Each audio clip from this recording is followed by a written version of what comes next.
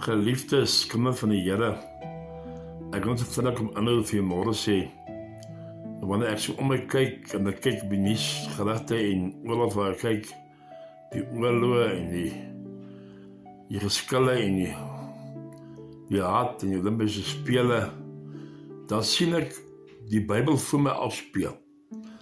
Ek sien letterlik hoe die skrifte van God op vervulling kom.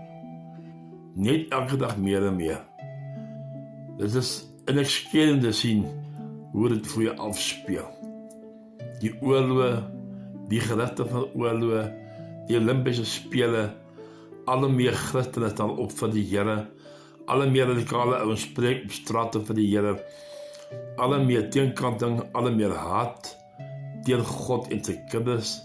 Dit is eintlik so amazing. Ek is so opgewonde, die groot leeu